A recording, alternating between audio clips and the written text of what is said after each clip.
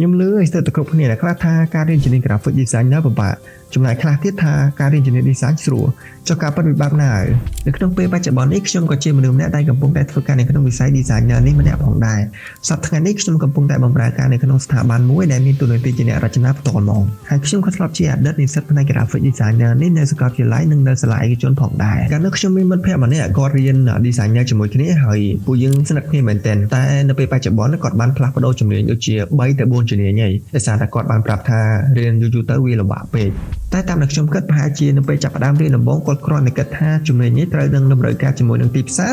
ឬក៏រៀនចេះស្រួលរកការងារធ្វើអញ្ចឹងខ្ញុំចង់ប្រាប់ទៅបងប្អូនជាពិសេសអ្នកដែលទើបនឹងចប់ទី12ថាមុននឹងសម្រេចចិត្តរៀនជំនាញអ្វីមួយសូមកុំជ្រើសរើសតែឃើញមិត្តភក្តិរៀនហើយក៏កុំសម្រេចចិត្តតាមតែទីផ្សារមកមុខដែរសំខាន់បំផុតគឺត្រូវសួរខ្លួនឯងថាតើយើងពិតជាស្រឡាញ់និងចូលចិត្តជំនាញនឹងដែរឬអត់បើសិនយើងមិនចូលចិត្តនិងស្រឡាញ់វាពិតប្រាកដទេ